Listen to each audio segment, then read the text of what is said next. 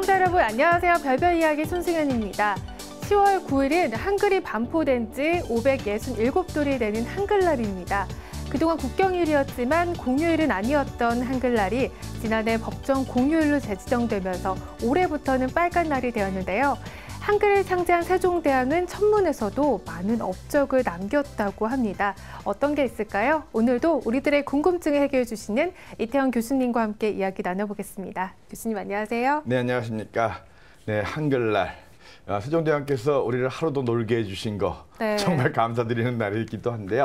이 세종대왕께서는 과학에도 굉장히 업적을 많이 남기셨습니다. 우리 10,000원짜리 뒤에 보면은 천문과 관련된 게 많이 있죠. 망원경도 있고 또 옛날에 혼천의라고 해가지고 하늘의 별을 재는 기구였어요.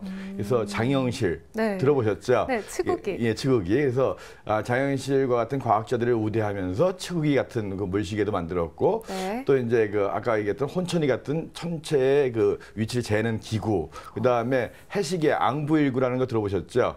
그 제가 호주 시드니에 가봤는데 거기 천문대가 있습니다. 시드니 천문대가. 거기 갔더니만 세종대왕이 만들었던 이 앙부일구 해시계라고 해서 그 모형이 있더라고요. 그래서 세계적으로 굉장히 많이 알려진 것 같아요. 그래서 여러 가지 천문 기구도 많이 만드셨는데 제일 중요한 건 뭐냐면 칠정산이라는 거예요. 칠정산이요? 잘 못 들어보셨죠? 우리나라의 역법이라는 겁니다. 그러니까 우리나라에 맞는 정확한 날짜를 계산하고 그래야지만이 농사를 언제 짓고 언제 추수하고 이거 다 알 수 있잖아요. 과거에는 이제 중국에서는 역설을 가져왔습니다. 그러니까 날짜가 가는 것들을 다 중국에서 배워왔죠. 그러다 보니까 우리나라하고 정확히 맞질 않았어요. 24절기 같은 경우도 사실은 중국 거기 때문에 조금 틀린 경우가 있잖아요. 그래서 정확한 우리나라의 시간을 갖다가 세종대왕께서 찾아주신 거예요. 그걸 칠정산이라고 하거든요. 그래서 눈에 보이는 그런 기구는 아니지만 우리나라가 독립된 어떤 선진국가로서 자체적으로 이제 천문역법을 계산하고 우리나라의 달력을 세종대왕 때부터 만들기 시작했다. 굉장히 중요한 거거든요. 그래서 이 세종대왕의 능이 이제 여주예감 있잖아요. 가서 보시면서 여러 가지 이제 눈에 보이는 그 혼천이라든가 뭐 앙부일구 같은 것도 있지만 실제로 눈에 안 보이는 우리의 달력을 처음으로 제대로 된 달력을 만드신 분이 바로 이 세종대왕이다.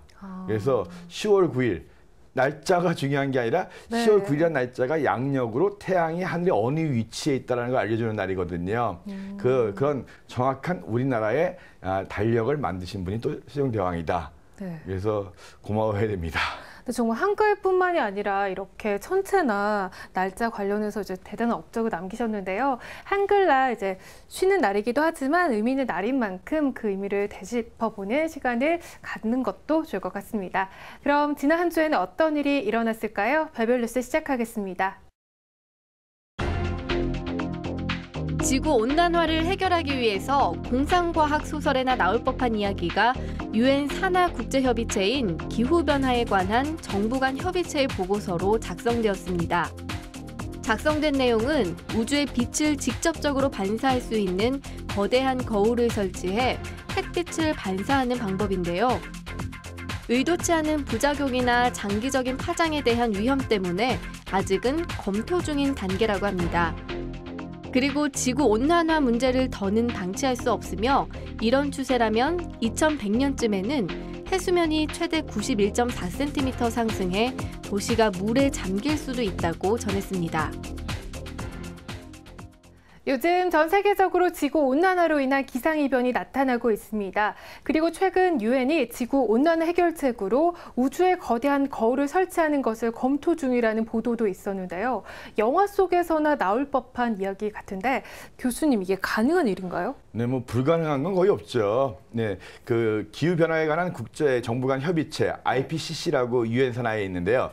여기에서 이제 5, 6년마다 보고서를 내놓습니다.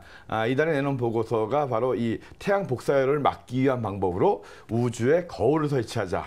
그러니까 거울을 설치해가지고 태양빛을 우주로 반사시키는 거예요. 지구로 들어오는 태양 복사열을 그만큼 줄이겠다는 거죠.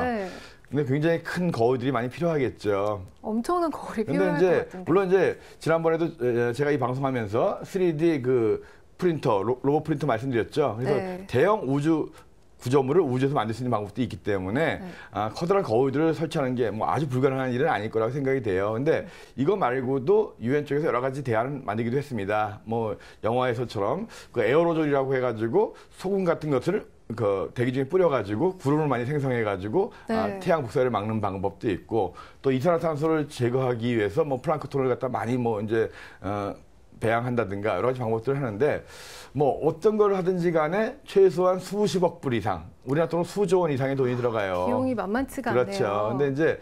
근데 문제는 좀 여러 가지가 있습니다. 과연 지구 온난화가 정확한 것이냐 하는 것에 대해서도 학자들 사이에 논란이 좀 많아요. 그러니까 오히려 지구 온난화가 아닐 수도 있다는 학자들도 있고 그래서 뭔지 모르겠지만 어쨌든 간에 지구의 환경을 보호한다는 건 굉장히 중요한 일이죠. 근데 그 영화 설국 열차에서처럼 잘못해가지고 오히려 그것이 또 지구 환경을 더 파괴하는 이런 일이 날 수도 있기 때문에 하여튼 뭔가의 변화를 준다는 건 조심해야 될 부분인데요. 아무튼 지구 온난화 중요한 문제긴 한데요. 그걸 갖다가 이제는 정말 우주에 거울을 설치해서 햇빛을 반사시키는 그런 거대한 글로벌한 규모의 프로젝트도 이제 생각하고 있다는 걸 보니까 그래도 상당히 이 지구 온난화 문제가 전 세계적으로 관심거리인 건 맞는 것 같습니다. 네, 지구 온난화 문제가 정말 심각한 수준이기 때문에 이러한 다양한 연구들이 나오는 것 같은데 이렇게 뭐 이런 연구를 통해서 문제를 해결하는 것도 좋겠지만 비용도 많이 들고 실생활에서 우리가 하나씩 해결할 수 있는 그런 소소한 일들을 해나가는 게 중요할 것 같습니다. 별별 뉴스에서 다음 시간에 전해드린 새로운 소식도 기대해 주세요. 뭔가 굉장히 분주한 분위기죠. 바로 우주화물선 시그너스의 발사 준비 과정인데요. 준비를 마치고 우주로 날아간 우주화물선 시그너스. 로봇팔이 시그너스를 잡고 천천히 안내하는데요.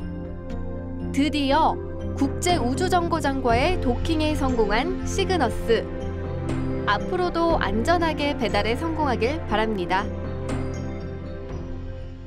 네, 정말 힘차게 우주로 솟아올랐는데요. 얼마 전에도 와우 천문 영상에서 시그너스에 대한 이야기 한 적이 있었죠.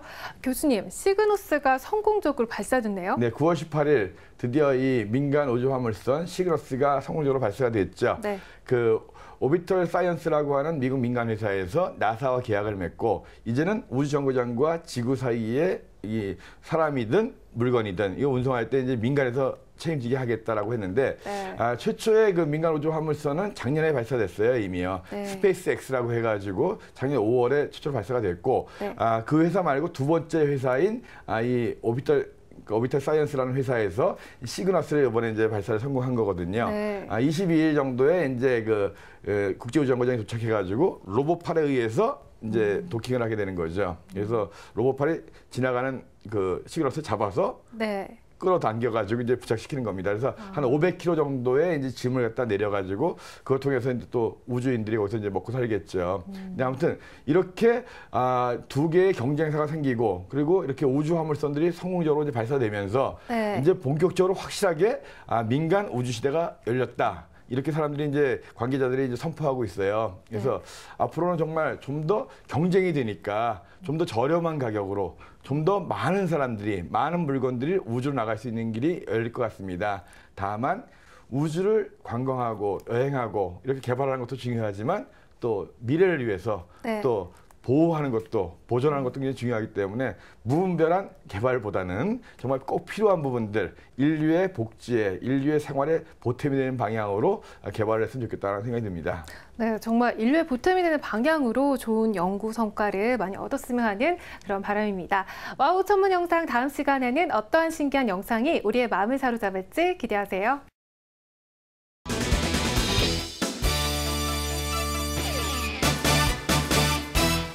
재미있는 생활 천문학 문제.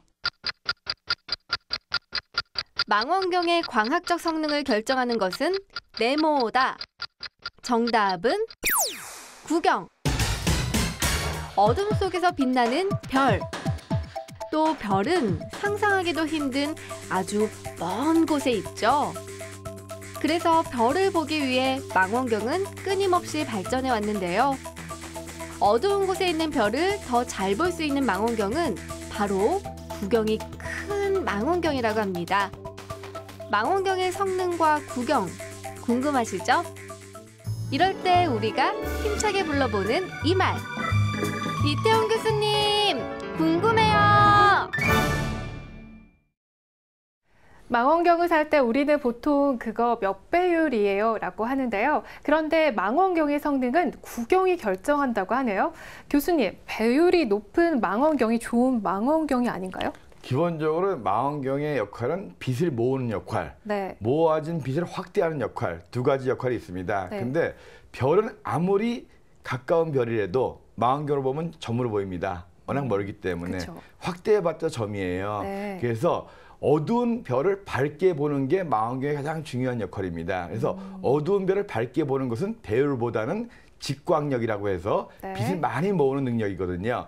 네. 우리 눈에 보면 동공이라고 있어요. 네. 어두운 데 가면 이렇게 좀 커지죠. 네. 동공의 지름이 한 7mm쯤 됩니다. 네. 그러니까 우리는 자연 상태에 7mm 정도 되는 렌즈를 갖고 있는 거예요. 네. 그래서 이게 우리가 70mm짜리의 렌즈다 하면 눈에보다 지름이 한 10배쯤 커지니까 면적은 한 100배쯤 돼가지고 100배 더 많은 빛을 끌어들이는 모을 거거든요. 수가 있겠네요. 구경이 커지면 커질수록 그만큼 많은 빛이 모이는 거거든요. 네. 그만큼 어두운 별까지 볼 수 있게 되는 거거든요. 세세하게 볼 수가 있겠네요. 그래서 이왕 밝게 보면 그 다음부터 확대시키는 거는 그건 어려운 일이 아니거든요. 네. 우리가 현미경 볼 때 배열은 계속 바꿔가면서 보잖아요. 네. 하지만 들어오는 빛은 바꿀 수가 없습니다. 그래서 망원경 사실 때 사실 일이 있으시면 이 망원경 몇 배로 보여요가 중요한 게 아니라 이 망원경이 얼마나 많은 빛을 모을 수 있는지 네. 그 직광력이라고 하는데 직광력은 다른 거 없습니다.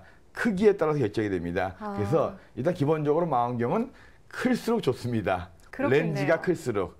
물론 이제 같은 크기의 렌즈라도 얼마나 더 정밀하느냐에 따라 틀려지긴 하겠지만 네. 일단은 구경, 그 렌즈의 지름 또는 거울, 반사경의 지름에 따라서 그 망원경의 빛을 모으는 능력이 결정이 됩니다. 네, 그러니까 구경이 크면은 빛을 많이 모을 수 그렇죠. 있기 때문에 어두운 별을 이제 세세하게 볼 수 있습니다. 그러니까 망원경 볼 때 참고하시면 좋겠습니다. 이태영의 생활천문학 다음 시간에는 어떤 재미난 주제로 여러분의 호기심을 채워줄지 기대하세요.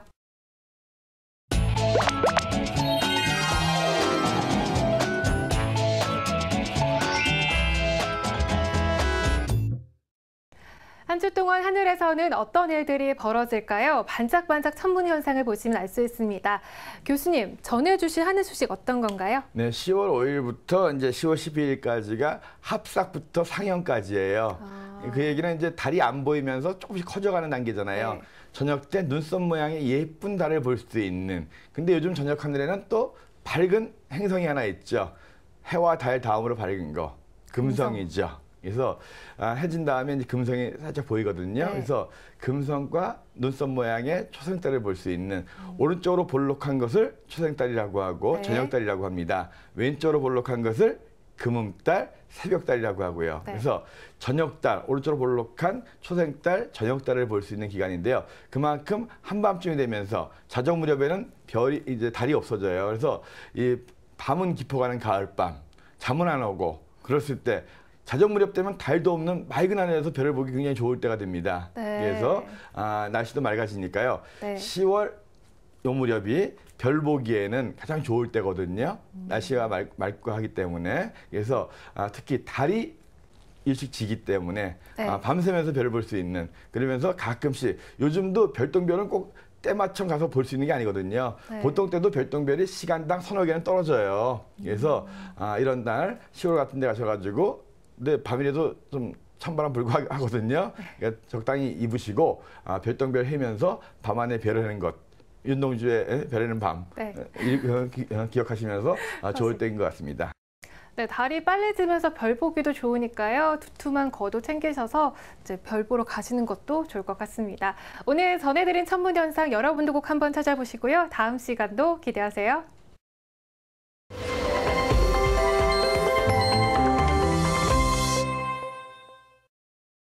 별별 이야기 오늘 소식 여기까지입니다. 즐거운 시간이셨나요? 다음 주에도 더 재밌고 알찬 소식으로 여러분을 찾아뵐 테니까요. 다음 시간에도 채널 고정하세요.